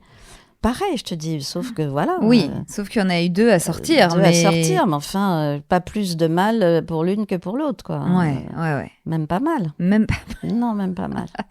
T'es restée un peu plus longtemps à la maternité ? Oui, je suis restée bien 10 jours. Et papa était parti à ce moment-là ? Non. Il est quand même resté avec nous. Il est resté, il est parti une fois que je suis rentrée à la maison. Il partait, je ne sais plus combien de temps après, peut-être 10 jours après, un truc comme ça. D'accord. Ouais, vous vous êtes croisés, Oui, on s'est un peu croisés, le relais. Et puis les grands-mères sont venues beaucoup m'aider. J'ai eu beaucoup de relais, oui, non, ça a été bien.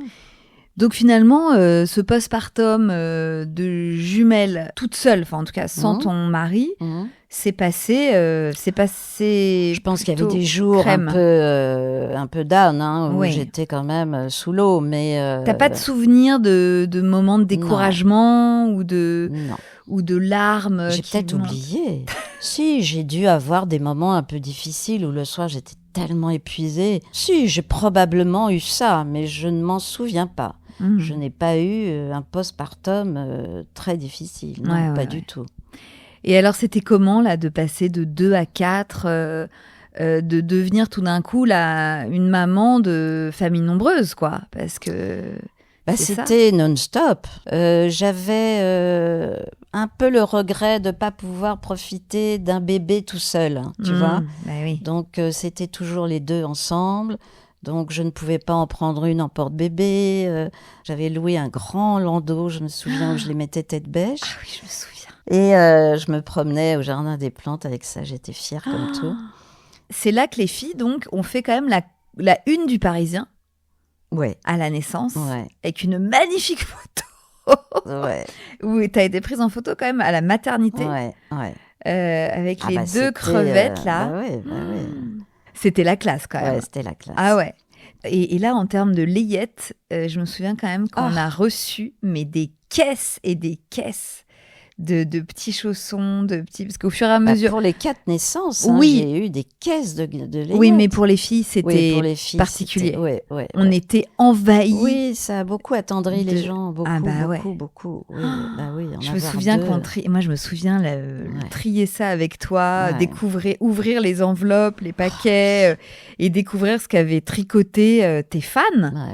Avec les petits mots écrits à la main, des petites grand-mères, parce que bon, il faut dire quand même que le public des chiffres et des lettres n'était pas des jeunes, c'était plutôt 3e âge, et des petites grand-mères trop mignonnes qui t'adoraient. Donc c'est vrai que cette naissance, je me souviens des balades avec toi où je tenais le landau fièrement et des regards et des petites dames qui t'arrêtaient, c'était trop mignon. Toi, tu as pris ton rôle très très au sérieux, tu m'as beaucoup aidée. Tu changeais les filles, tu leur donnais le bain, tu as joué à la poupée. J'ai adoré ça. T'as adoré ça. Et Victor les faisait rigoler, jouait avec elle. Vous aviez tous les 2 une fonction. Oui, absolument. Mais c'est vrai que comme papa n'était pas là, en plus, moi, j'avais la place de t'aider. De m'aider. Il y avait vraiment une... Sans trop exagérer non plus. T'as pas été exploitée. Hein. Ah non, mais pas du tout. C'est pas ce que je dis. Mais en tout cas, j'avais toute la latitude de changer des couches et de donner des biberons. Je veux dire... Je pouvais m'en donner à cœur joie. Ah oui, parce que je les ai pas allaitées, celles-là, parce que non. Je me sentais pas. C'était rock'n'roll, je n'arrêtais pas de la journée. Évidemment, les machines, les machins, tout ce que fait une femme chez soi avec des enfants. Mais je n'étais pas la seule, je suis pas la seule. Je ne me posais même pas de questions. C'était mon rôle, je le faisais. J'avais j'assumais ces 4 enfants et j'étais très heureuse de les avoir. Et donc papa, les premiers mois, pendant qu'il était sur ce tournage de Claude Lelouch, il revenait, tu disais, il est revenu 3-4 fois. Oui, 3-4 fois. Ça devait être quelque chose quand même pour lui de manquer ses premiers mois avec ses jumelles. Mais écoute, il a bien vécu quand même parce que c'était fort professionnellement aussi. Voilà, c'était fort. Voilà. Comment se sont passées les années qu'on suivit, nos années d'enfance, puis d'adolescence Écoute, on avait beaucoup de chance, on était très privilégiés parce qu'on habitait dans le 5e arrondissement. L'école était en bas de chez nous. Hein, on pouvait y aller collé à l'immeuble. Collé à l'immeuble. J'avais le jardin des plantes en face de chez nous. C'était mon jardin. Ton square de quartier. Mon square de quartier. Mais vraiment, j'ai vécu des années là absolument merveilleuses, idylliques. Donc c'était d'une simplicité. J'allais vous chercher à l'école. On passait... quand il faisait froid, évidemment, on n'y restait pas 3 heures. Mais on allait toujours faire un tour au jardin des plantes. Quand il faisait beau, on y restait jusqu'à pas d'heure. Ça a été merveilleux d'habiter là. On a eu beaucoup de chance. C'est vrai que ce quartier est merveilleux. Et puis, il y avait du sport pas loin. Victor faisait du tennis très près. Enfin, toi, tu as fait du théâtre assez vite aussi dans le quartier. Enfin, c'est un quartier extraordinaire. Avec plein d'activités. Oui, donc ça facilitait quand même beaucoup le quotidien. Beaucoup. Non, j'ai eu beaucoup de chance d'habiter là, oui. Comment vous avez géré notre éducation, qu'est-ce que vous vous êtes dit avec nous 4 là? Est-ce qu'il y avait des règles, des trucs vraiment importants que vous étiez sur lesquels vous étiez mis d'accord? Simplement, on s'était dit ne jamais se contredire devant les enfants. S'il y en a un qui dit un truc et que l'autre n'est pas d'accord, tu le dis pas devant les enfants. Ça, c'était vraiment une règle d'or chez nous. Quand on se retrouvait le soir, moi, je pouvais dire, écoute, là, moi, je suis pas vraiment d'accord. J'ai pas aimé la façon dont tu les as grondés ou tu leur as permis de faire ça. Je suis pas d'accord. Puis on ajustait le tir, tu vois. Bon, ça, c'était un peu une règle d'or. Autrement, oui, donc c'était toujours des discussions à froid, mais jamais à chaud. Non, jamais on s'est disputé pour vous, devant vous. Ouais. Jamais. Enfin, oui, non, mais moi, j'ai aucun souvenir de vous engueulant devant nous. Non. À cause de vous, jamais. Non, mais même entre vous. Non, on évitait. Enfin, voilà. Moi, j'avais tellement vécu ça dans ma jeunesse. Des parents se hurlant l'un sur l'autre que je voulais à tout prix éviter ça, tu vois. Oui. C'était vraiment une règle d'or. C'était vraiment ma première règle. Ne pas créer de drame à la maison, quoi. C'était... Donc, voilà. Écoute... vous avez réussi, parce que... On vous élevait au jour le jour. On n'avait pas tellement de... non, mais on n'avait pas tellement de plans, vraiment pas, tu vois. Vous étiez plutôt facile, on a eu du bol. Vous étiez des enfants vivants, en bonne santé. Écoute, c'est un peu l'image d'Épinal de la famille idéale, mais j'ai envie de te dire que, franchement, moi, je l'ai vécu comme ça. Je l'ai vécu comme ça. Oui, et puis il faut pas aller chercher des problèmes là où il y en a pas. Non, voilà. Mais c'est vrai moi j'ai un peu une rengaine qu'on a toujours eue petit et puis même encore aujourd'hui, de temps en temps ça revient de oh là là, mais Antoine et Bénédicte, oh là là, mais comment vous avez fait pour être cette famille-là comme s'il y avait un secret, un mystère à percer. Donc, je suis là pour le percer aujourd'hui, mais en fait, tu es en train de me dire qu'il n'y en a pas. Mais il n'y en a pas. Mais les gens me demandent ça. Mais je dis, maintenant, c'est plus tellement rare, une famille de 4 enfants. Non, bien sûr. Ça, c'est devenu assez courant. Mais je n'ai pas de recette. C'est faites comme vous pouvez, quand vous pouvez. Faites au mieux, j'ai envie de te dire. On faisait de notre mieux. On n'avait pas de règles, on n'avait pas un tableau Excel avec faut faire ci, faut faire ça. Voilà, on faisait de notre mieux tous les jours. Voilà. Et puis on faisait mal, probablement. Il y a des fois, on faisait forcément mal. Et je pense que vous nous avez fait quelques petits reproches, notamment sur des coupes pas possibles, des coupes de cheveux pas possibles, des trucs qu'on vous a fait faire peut-être que vous n'aviez pas envie de faire. Enfin voilà, de toute façon, les parents ont toujours tort. Hein. Donc, et les enfants reprochent toujours des trucs à leurs parents. Bon, ça, c'est classique. Et c'est très bien comme ça, voilà. C'est notre lot de parents. Mais oui, et tant mieux, je trouve que c'est très bien. C'est très sain, en tout cas. Et alors, plus on grandissait, plus on avançait dans la vie, plus vous deveniez des parents des darons, des darons d'adolescents, puis de jeunes adultes, puis d'adultes. C'était comment justement de nous voir grandir, de nous voir avancer comme ça dans la vie d'adultes, de nous accompagner jusqu'à ce qu'on quitte le nid. Est-ce que vous vous projetiez dans cette deuxième vie post-maternité, post-parentalité?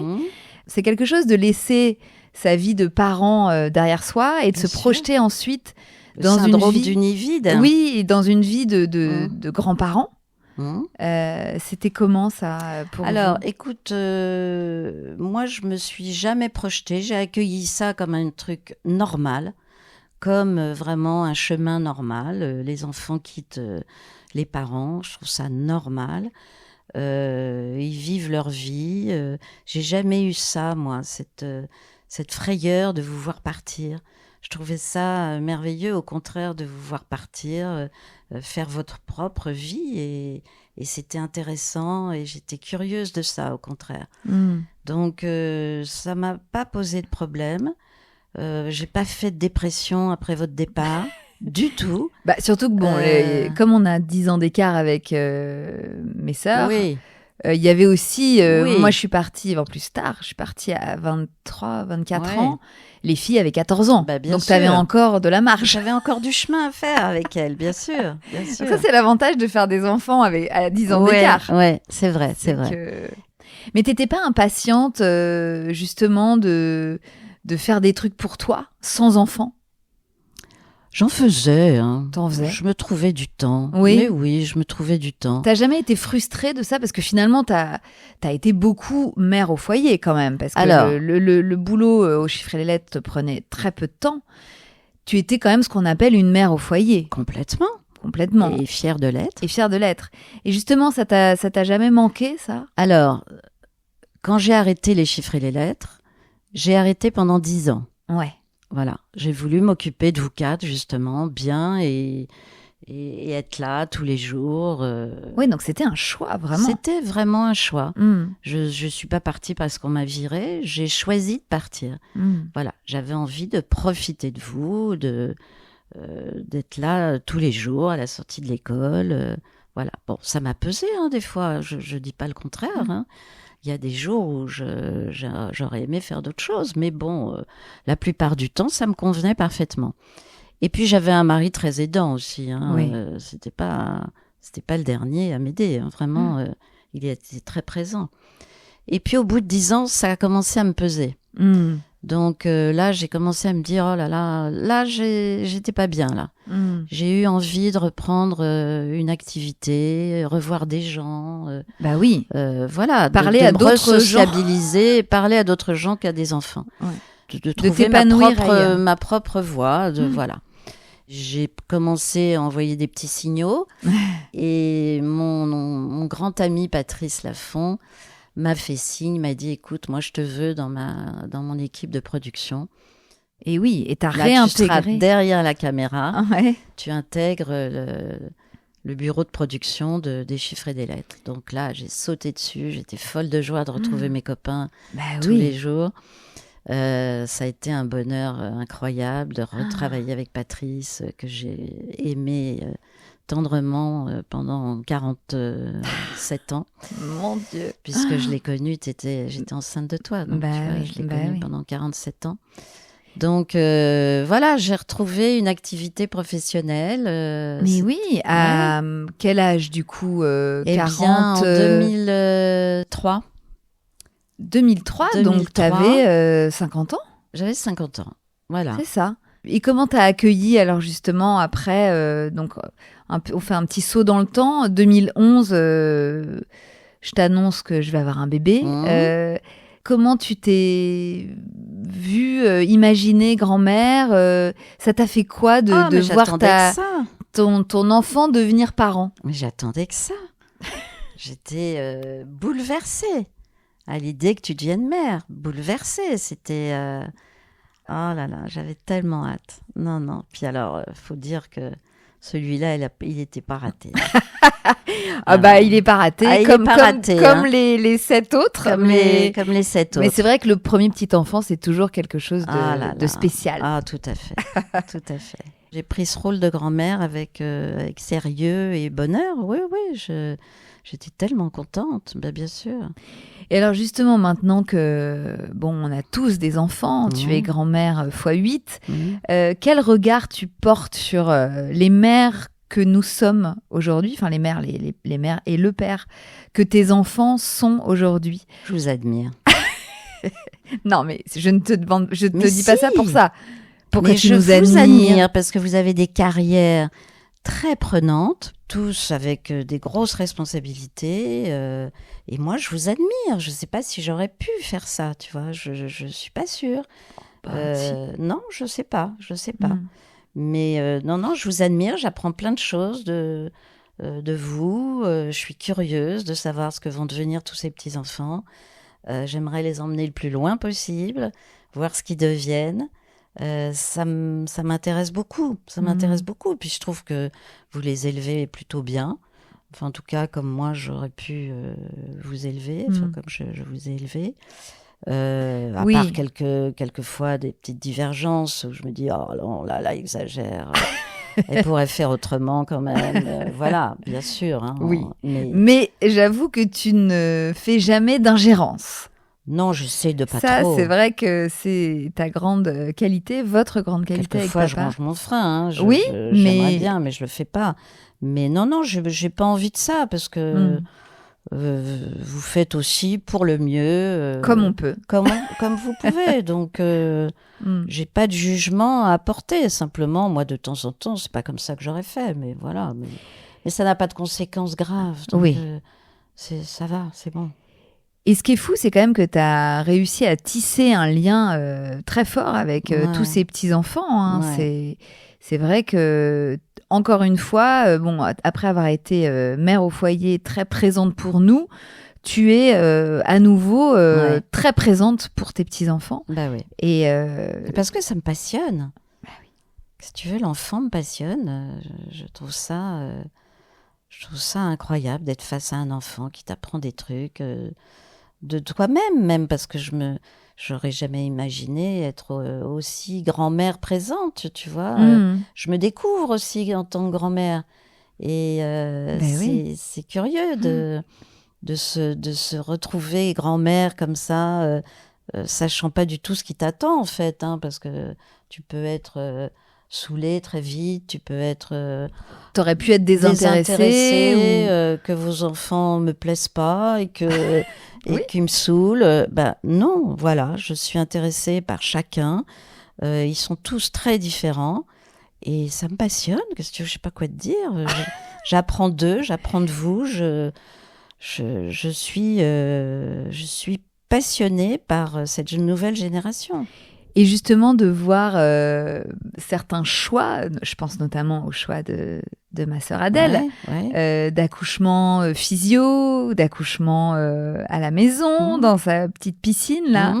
Comment tu as vécu ça? Comment tu l'as pris? Comment tu as accueilli ces choix Toujours pareil, sans aucune ingérence. Je n'ai absolument pas voulu juger ni mettre mon grain de sel. Je lui ai pas dit, c'est de la folie, t'es sûre non mais Adèle, franchement...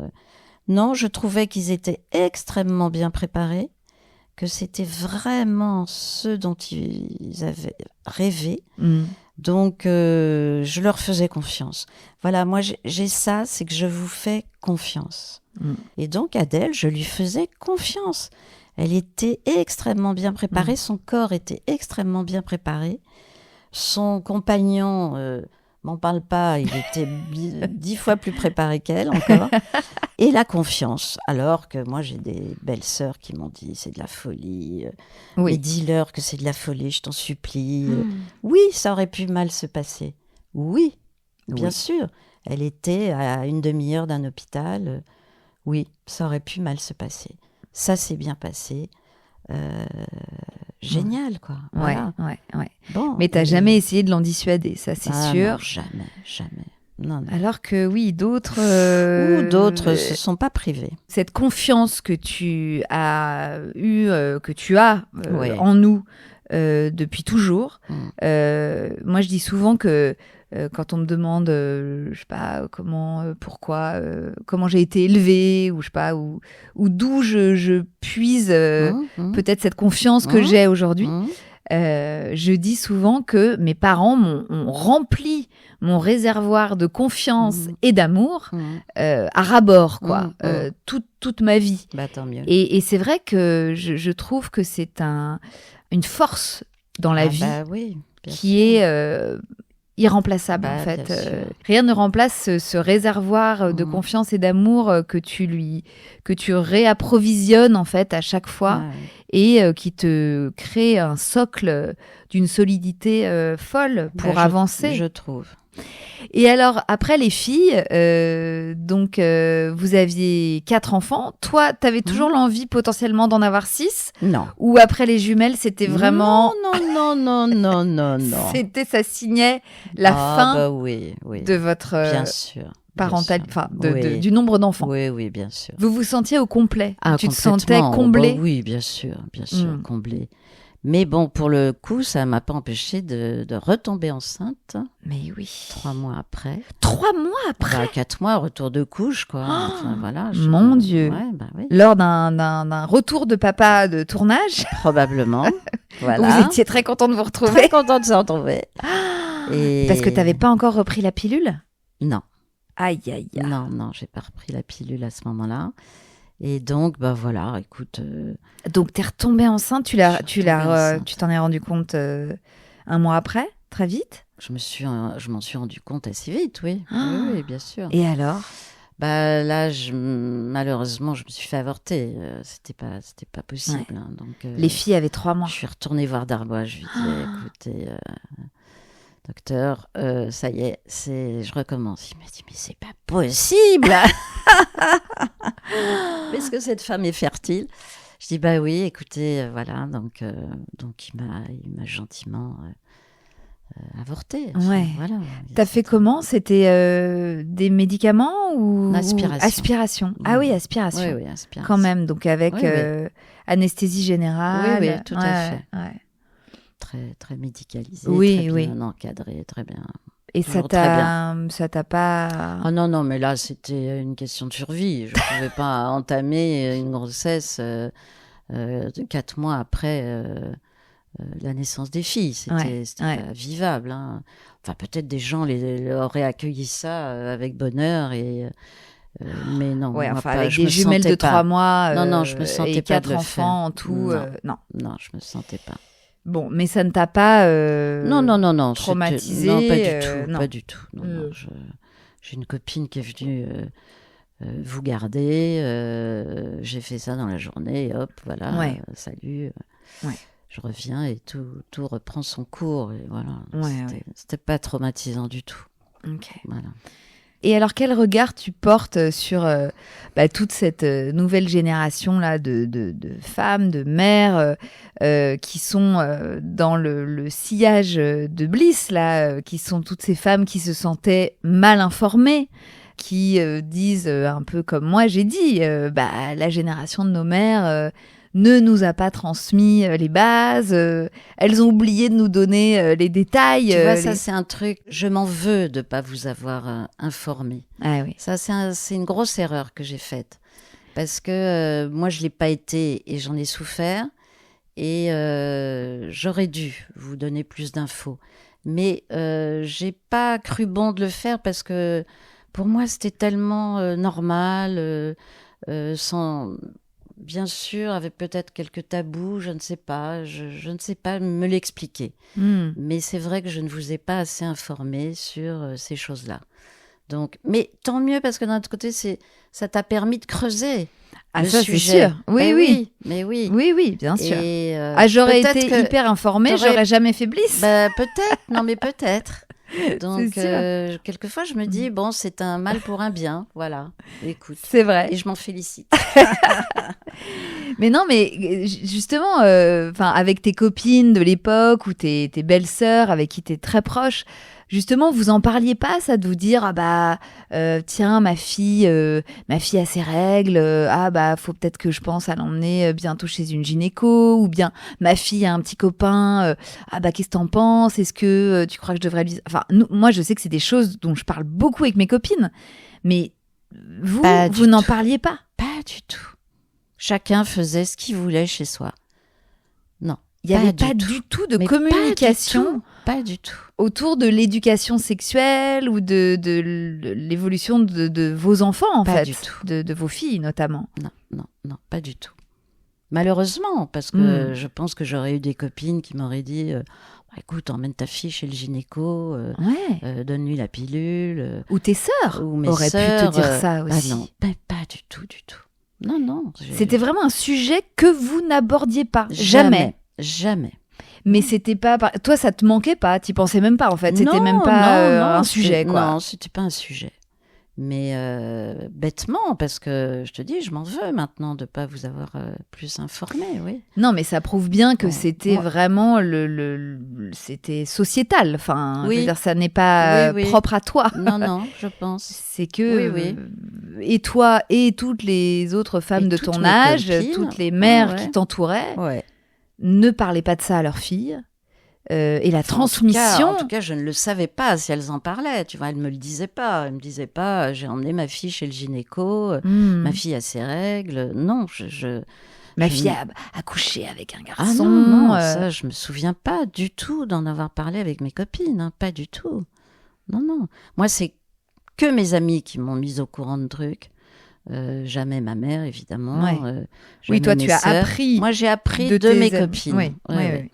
Mais après, non, on parlait pas de ça entre nous. Donc tu te disais, mes filles apprendront de leurs copines. Probablement. Mais t'aurais pu aussi me poser des questions. Tu ne l'as pas fait. Oui. Mais parce que je sentais que c'était tellement tabou. Verrouillé. Ah ouais. Que tabou. Ah oui. Enfin, en tout cas, que c'était vraiment des sujets que tu. Pourtant, je suis pas bégueule. Non, mais c'est vrai, je sais pas. Non, mais pourtant, on a toujours beaucoup discuté, toutes les deux, avec les filles. T'as toujours beaucoup. Enfin, la communication a toujours été quand même très fluide dans notre famille. Mais sur ces sujets de l'intime, c'est vrai que. Démerde-toi. C'est un peu. Voilà, moi, ça me. Mère, t'es fou.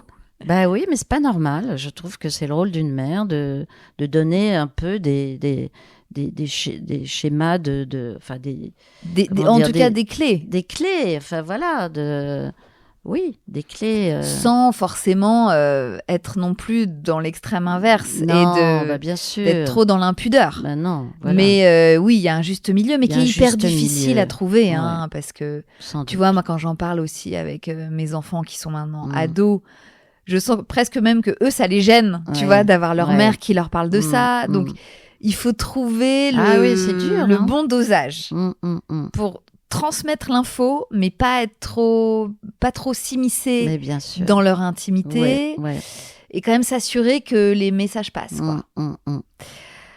Bon, écoute, on a fait le tour, non? Oui, je crois. Merci en tout cas d'avoir accepté de te prêter. Comme on dit, c'est moi qui te remercie. Merci. Non, j'étais pas pour, mais... Non, je sais. Tu m'as vraiment forcé la main, mais j'espère que les filles seront pas trop déçues. Mais c'est pas moi, c'est la communauté qui te voulait.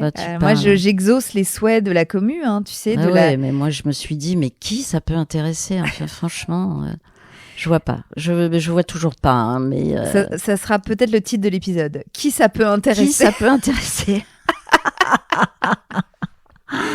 Bon, merci Mamoun chérie, en tout cas, de t'être prêtée à cet exercice. Pas facile, je sais. Ah non, mais c'est pas facile pour moi. Je sais, mais c'était super. J'ai passé un trop bon moment. Et puis, bonne fin de vacances.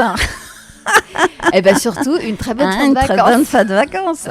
Et une très bonne rentrée des classes. Ah oui. Bisous Mamoun chérie, merci. Bisous ma chérie. Ciao. Bye.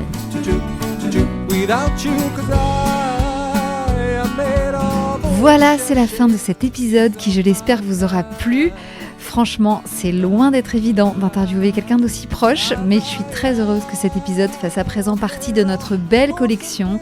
Et puis maintenant, on peut dire que la boucle de la transmission est bouclée. Alors je remercie encore beaucoup ma maman chérie d'avoir accepté ce challenge. Nous, on se retrouve lundi prochain pour un nouvel épisode. Mais oui, ça y est, c'est reparti pour un tour. Je vous envoie plein de force pour cette rentrée. Et la démarrer avec vous est une joie sans cesse renouvelée. Je vous embrasse, vous et vos mamans d'ailleurs. À très vite. Et puis bien sûr, long live the bliss.